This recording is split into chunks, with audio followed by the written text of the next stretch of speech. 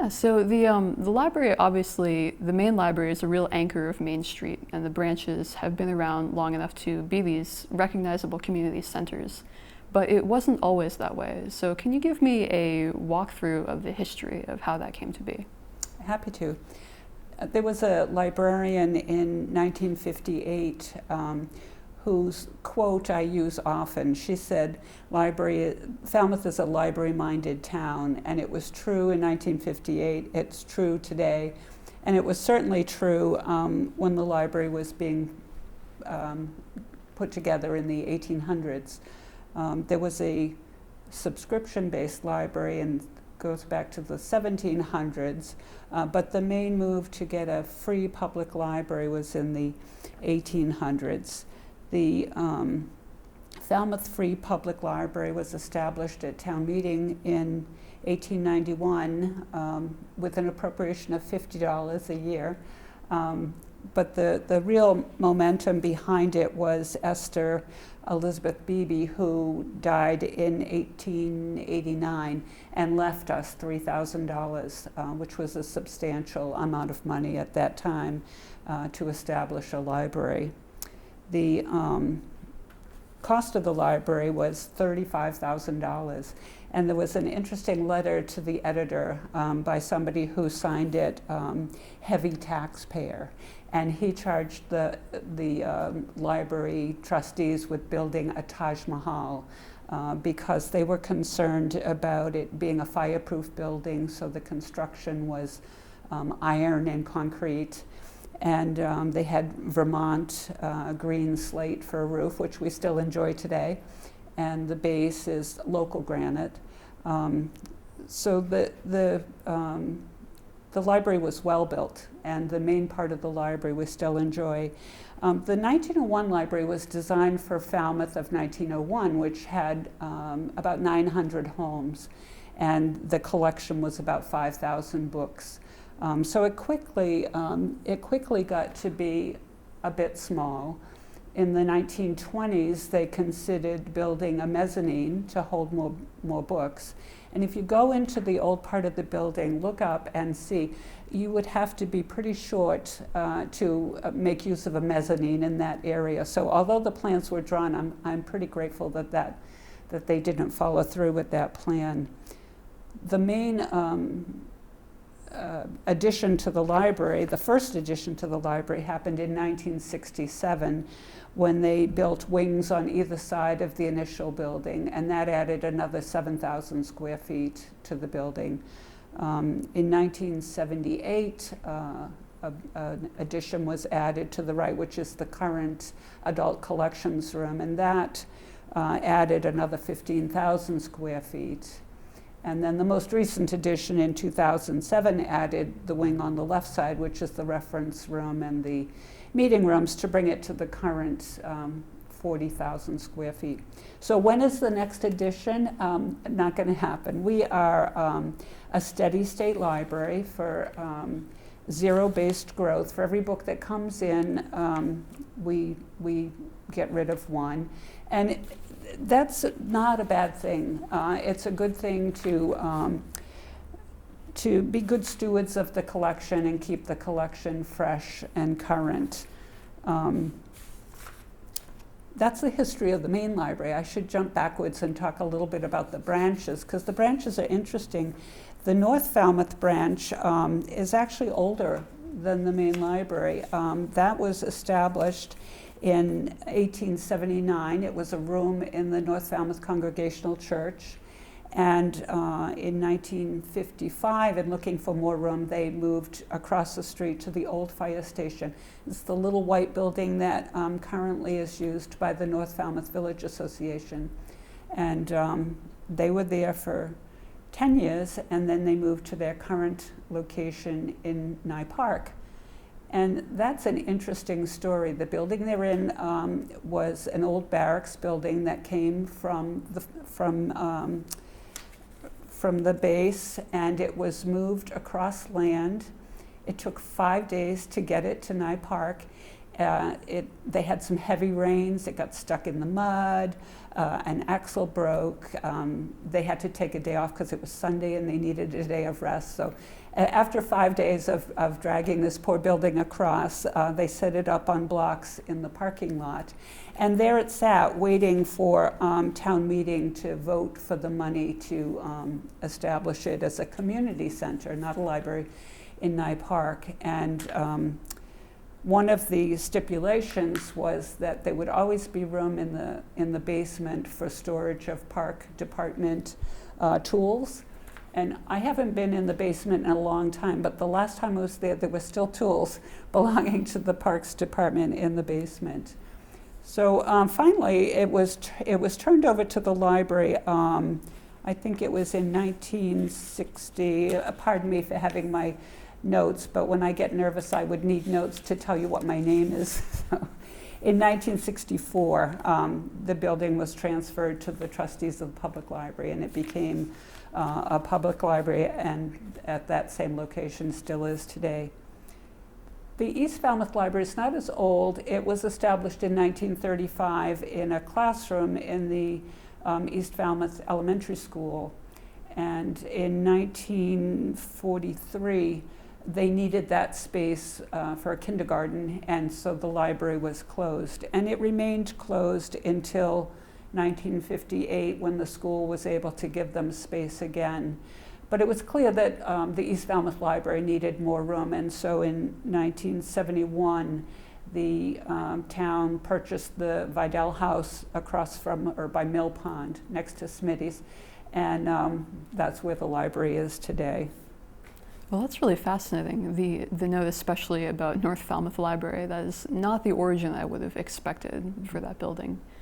And what you said about the idea of building a Taj Mahal is very interesting, because libraries obviously become very heavily identified with the buildings they inhabit, but at the same time they're an institution that's beyond a building, that has to think about how to serve the public. So if you could tell me a little bit about the library's intentions in the community, especially things that you think other people may not necessarily be aware of if they're just casual patrons. Well, it's interesting. The library services are changing, and again, the need for space the need for a library is always going to be there. It's just that the use of the existing space will change or be reconfigured to meet the changing needs of the community. And as we're all aware, a lot of the collections are becoming digitized. Our current collection of DVDs will slowly be phased out as we receive more of our DVD watching via video streaming. We're buying a lot of ebooks. People are reading books electronically. The e-audio books, it's a big space grab in the library, but new cars are not even being equipped with CD players, so people are getting their audio books through streaming and downloading them to their phones. I don't want to scare people. We will always have books. We will always meet the needs of the community. And it's interesting because we're a tourist community, and sometimes our summer homes are not kept up technology-wise as much as our main homes, so it's important that we have it. We still have a collection of VHS tapes. They have got to be phased out. There are just a few people who are still using VHS, but we'll hang in there as long as there is a need for it. That note about the rental homes is very interesting, because I can imagine people, there's a divide definitely between people who interact with the library as locals and people who come back every year as vacationers. And I would imagine they come back expecting what they have seen for the past 5, 10 years, maybe even their whole childhoods. Do you think that there's a difference in the way the library serves vacationers as opposed to locals, in terms of programming, materials, anything like that? Well, we certainly direct our programming, which is financed by town. Well, the programs are financed by the Friends of the Library and the trustees.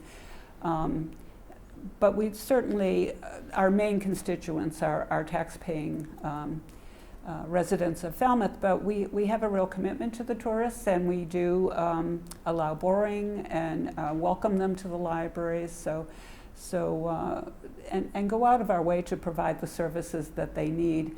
I was talking with Jill Erickson, and she was showing me a letter from some visitors from England who had marveled over the quilt that hangs in the reference room. And the reference librarians gave them all kinds of information about the quilt, and even found a poster, an old poster of the quilt, which they took home and framed and sent a photo back to us of our Falmouth quilt hanging on the wall in their home in England. So we meet the needs of the public, and many times go above and beyond those needs. Mm-hmm. Speaking of the quilt, that's very interesting because perhaps for some people it might fade into the background, but the library isn't just a home for the materials that you would expect. There's art, there's other things that are in the collections that help to preserve a picture of Falmouth as a community, not just those informational materials. It's interesting because I found a quote from one of the original trustees of the library, Reverend Henry Smythe, and I'm going to have to read this because I don't want to mix it up. He said that the library should gather and store materials related to the history of the town. And he talked about old letters, logbooks, stories, and traditions. And he said specifically, things that have never been written down, but which are most important material for understanding the town's life. This is by far the most valuable work a library can do for a town. So yes, our mission is beyond current reading of fiction, and that it is to preserve the history of the town. And this project that we're working on, Postcards from Falmouth, certainly meets the desires of the initial trustee, who would greatly approve of what we're doing, I'm sure. I would think so, even though in the way that the idea of what the library should be has changed. There are some things that definitely haven't. They still hold strong. And in terms of that, obviously, we've gone through a period of a lot of upheaval in the last couple of years or so. So if you could tell me a little bit about the adaptations the library has had to make to things that might have otherwise been considered ironclad in order to deal with the pandemic. Oh, during the pandemic, that was a very interesting time for us. We had to rethink how we provided library services without people coming in the building. We did a lot of home delivery. We did outside delivery of materials. People they missed the browsing, so we loaded up book trucks and brought books outside for people to browse. We listened to the community to see what they needed and what we could do to meet those needs. One thing people missed was the computers and internet connectivity, so we bought hotspots that people could borrow. We bought Chromebooks that they could take home. We had to be on our feet, thinking fast, and staying in touch with other CLAMS libraries across the Cape to get good ideas. Libraries are great about sharing and meeting the needs of everyone in that way. We were lucky that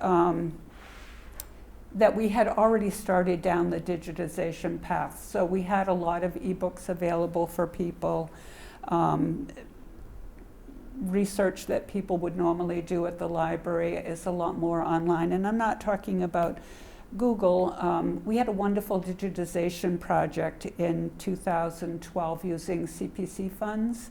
And we digitized the Falmouth Enterprise from January of 1896 through December of 1962. We had to stop in 62 because there was a requirement that only historic records could be digitized. So it had to be from 2012 when we did the project back 50 years. We're working with the Boston Public Library to complete that digitization project.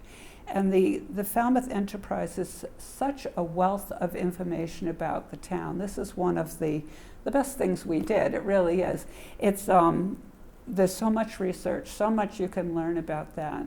One thing I learned in looking at the Falmouth Enterprise was that there was a crime that took place in the library in December of 1943.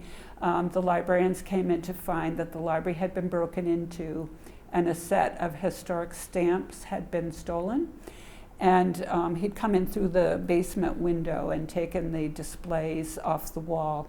And one of the librarians had remembered a gentleman in army fatigue studying the stamps the week before. And so she was able to give a description of him to the police.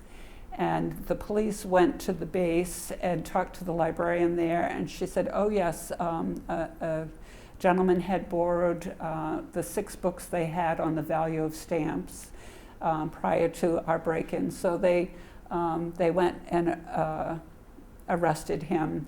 And he had packaged the stamps up in a box and buried them in his mother's garden in Framingham. And they were retrieved unharmed. But the beautiful frames they were in, apparently he thought this would identify the stamps with Falmouth, so he stopped on the Bourne Bridge and threw them in the canal. So those were not recovered. But it's stories like these that, that you wouldn't know from, it would be too hard to go back through microfilm and learn about it.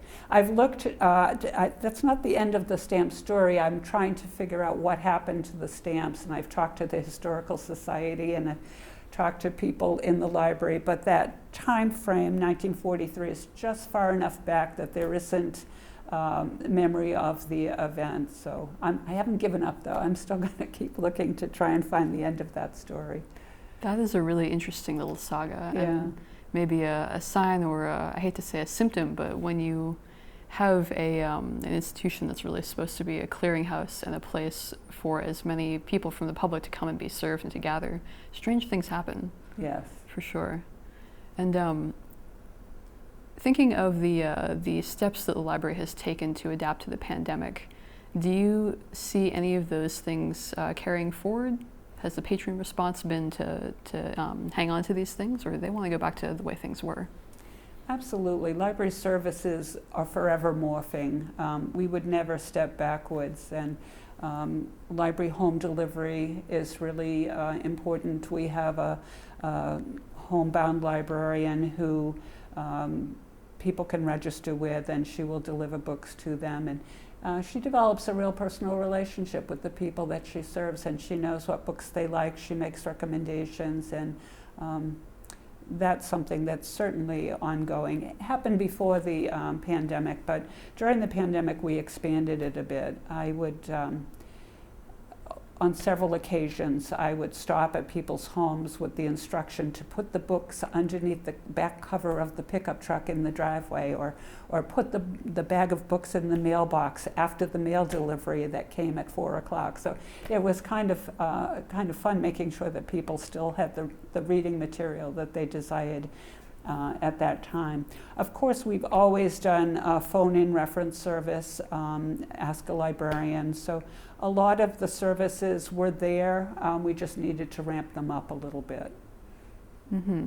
I would imagine that that kind of thing really puts you up close and personal with the texture of people's lives, because people bring strange questions to the library.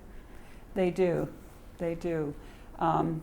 That would be a better question for a reference librarian. I know Jill has her favorite questions, and they're not interesting stories are not coming to my mind right now. I would like to talk about the postcards, though. The Postcards from Falmouth is a grant-funded project, and why Postcards and Falmouth? And this is an interesting story. Some years ago, my husband and I were having dinner at the quarterdeck, and a woman that we knew from the Falmouth Road Race and the Falmouth Mile, enough to say hello to, Doris Beatty, was seated next to us, so we said hello. She was dining with a friend. And the next night, we were at the Flying Bridge for dinner. Why we were having dinner 2 nights in a row, I don't know. That's a whole nother story.